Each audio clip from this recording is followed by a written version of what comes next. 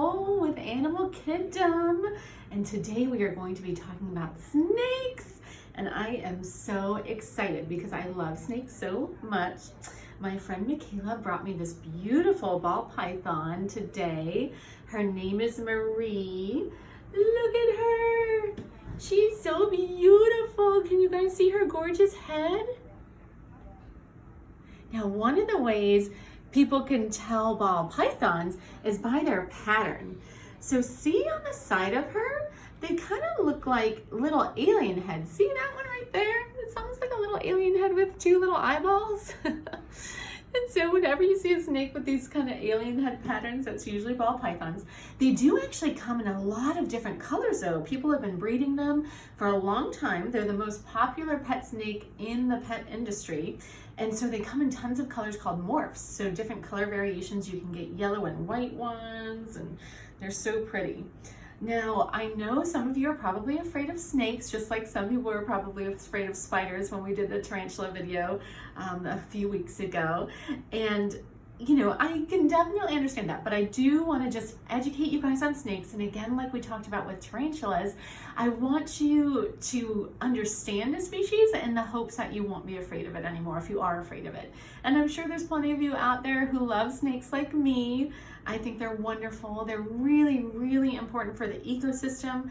They help reduce the rodent population. So that's what they eat. They eat mice and rats. And I know what you're thinking. You're thinking, didn't you give that rat video where you talk about how rats are your very favorite pets to see? And I did. And I do love rats very much. But that is the food source for snakes, and that's okay. You know, it's the circle of life. Rats are food to snakes, and snakes do help keep down the wild rodent population. And you know, sometimes the wild rodent population carries diseases. So they did carry a flea that would carry a bacteria called Yersinia pestis, which is the Black Plague. We still do have that here in America. Prairie dogs carry that flea as well. And luckily today with modern medicine, it doesn't kill people, but back in the day it killed a lot of people. So snakes and cats and other animals that would help the rat population really, really helped mitigate that disease, which is very useful. Oh, look at her, she's so beautiful. I think she's gonna hang out in my hair, which is totally fine. When you're keeping a ball python, so just like we've talked about with other reptiles, you need to make sure you know what to do for her particular species. So every species of snake is going to be a little bit different. For ball pythons, you can keep them in actually big plastic containers, like Rubbermaid containers, or you can have a reptile terrarium. You need to make sure their humidity is quite high. So it needs to be about 50 to 60%, sometimes even higher when they're getting ready to shed their skin. So they do shed their whole scales, and I'm sure you've probably seen that before, like snake sheds either on TV or in the wild. And so their humidity needs to be high enough to do that. They're actually tropical species, so they do come from Africa, from Central and Western Africa. So they need a high temperature and they need high humidity. So their temperature, they should have a gradient, just like other reptiles we've talked about. So the high end for her species should be around 90 degrees, even up to 96 degrees, whereas the lower end can be closer to 78 or 80 degrees. Their ambient temperature all the time should at least be 75 degrees or higher, so it really shouldn't drop below that. What you doing, pretty girl? Aww. The other thing I want to say is it is really important to measure the temperatures and to make sure you know what those temperatures are. So you can buy thermometers so you know what the hot end is and the cooler end of the tank is. And you can buy a hygrometer, which is a device to measure the humidity to make sure the humidity is correct. Hello.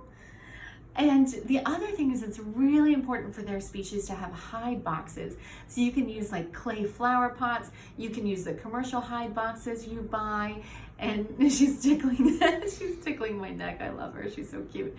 You can use those commercial hide boxes you buy, and it's good to have one on the hot end of the enclosure as well as the cooler end. So that way they can help better temperature regulate and they don't have to choose between, you know, hiding and feeling comfortable and having the appropriate temperature for themselves. They are ectothermic, which we've talked about before with a lot of reptile species, which means they do get heat externally. So you can use special heat lamps and lights to make sure that hotter end of the enclosure is at least 90 degrees. Never, ever, ever use hot rocks or something that's hot in the enclosure, because what happens is the snake will sit on it and they don't have the proper receptors on their scales to understand that it's too hot and burning them. So as a veterinarian, we've actually sometimes see snakes that are burned. They burn themselves because they don't know that it's so hot that they should be moving. And so that's really sad and scary. And so we have to treat them with antibiotics, injectably and topically. And sometimes they're burned so severely that we can't actually help them. So never use any of those kind of products. They shouldn't even exist. I'm not sure why they're available for purchase. You can use like orchard mulch, like substrate to keep the humidity well, or you can even use newspaper or paper towel substrates at the bottom to help easily clean up. Definitely have water available for them at all times. When they are in captivity, you are going to feed them a rodent, so either a mouse or a rat that's no bigger than the widest part of their body. So you have to pick the right size for them, and you'll feed them about once a week to every 2 weeks. And certainly in the winter, a lot of times they won't eat at all, sometimes for months at a time. And so that can be really frustrating. But one of the things you can do is just continue to measure their temperature and not their temperature, their weight, and just make sure they're not losing weight through the winter, even if they're not eating, because that in and of itself isn't too unusual. So those are the main things I wanted to talk about. Oh, the other thing that I know you're all probably wondering and thinking about is she venomous? And she is not. Obviously, I wouldn't have her in my arms if she was. I'm not that brave. She's a non-venomous species of snake. Now, certainly we do have venomous species of snakes here in Texas. We have 4. We have rattlesnakes, cottonmouths, copperheads, and coral snakes. And so certainly if you see those snakes in the wild, just like with anything we've talked about, give them a respectful distance, admire them.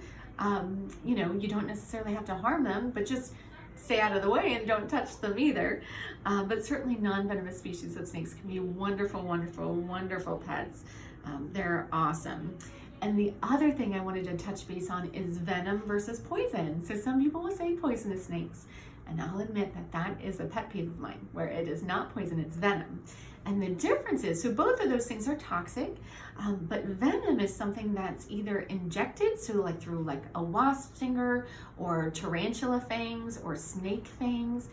For the snake, it's actually modified saliva, and the purpose of it is to immobilize their prey, so immobilize the rat or the mouse, or as a defense mechanism. If someone tries to attack them, it can defend them. Whereas poison it's not injected. So it's like a poison dart frog will have the poison on their skin. So just touching them can transmit the poison.